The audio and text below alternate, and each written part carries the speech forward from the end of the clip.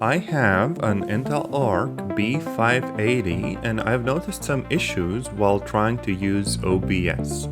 Essentially, these GPUs do get overloaded when you try to play a game and record it and also stream it all at the same time. So here's an example where I have a game called Forever Winter, and I am doing both a local recording and also essentially a stream test. And you can see that the game is quite taxing on the GPU and the usage is in the high 90s, and this leads to the frame rate being quite choppy. Because these GPUs work better when you use them as a secondary one just for encode. However, if you don't have two GPUs, this is the best that you get. Unfortunately, when a lot of people use OBS, they also have the preview open. And as you can see here, that can lead to an even worse performance because the media chip on the GPU appears to also have to render the actual preview.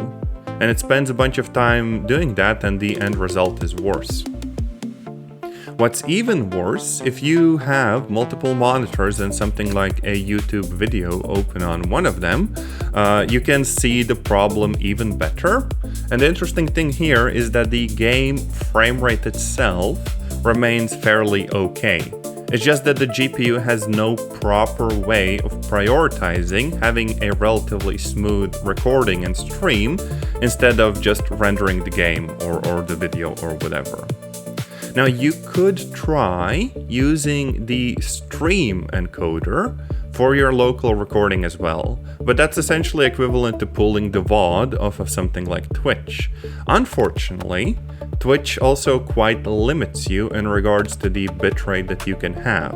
So the video quality that you produce is going to be way lower.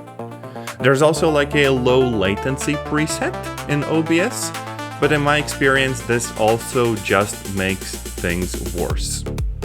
Now, it's an odd failure state, but you can almost see there being some jitter. It's as if frames are being played out of order or the playback rate isn't consistent. So either way, using the stream encoder doesn't seem to be the proper solution.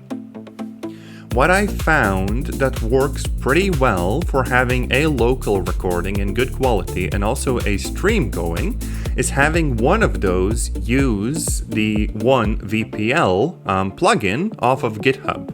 And then the other just uses the native QSV encoder, which is like the built-in OBS plugin. So for whatever reason, it seems like there's some sort of global resource lock, and this kind of frees it up. And in addition, you also obviously disable any previews or other videos, and then you get something more or less passable. So the GPU is still pinned at over 90% load, but at least the frame rates are better. However, it's also possible that you realize that once the GPU usage goes past, let's say 90% or something like that, that no matter what you do, the recordings are never going to be completely smooth. Like in the previous one, you still saw some stutters. So there are two programs that can help you in that regard. There is the RivaTuner statistics server, which lets you set FPS caps. And there's also the dynamic FPS limiter, which allows you to do so depending on what the load on the GPU is. So the last setup that I ended up with is using just like the built-in plugin for recording. However, setting the dynamic FPS limiter to keep the GPU load under or around 80%.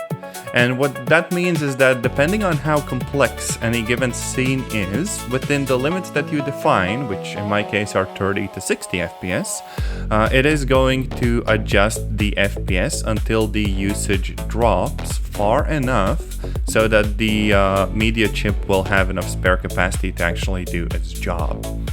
So what this results in is slightly lower FPS in-game, essentially the thing that the GPU itself should have been doing once it realizes it cannot both record and stream and play.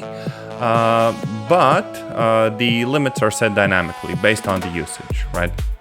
For example, if I increase the level of detail in the game, in this case the resolution in FSR, what ends up happening is that the recording and stream are both still stable. This could also just be a scene with like more enemies or NPCs or whatever, right? But the FPS limit drops a bit lower. And once the scene is no longer as intense, then it would climb back up. So while this won't predict when you're gonna need that spare capacity, at least it's going to react once it actually happens. So I think that at the end of the day, this is still like the best compromise you can hope for.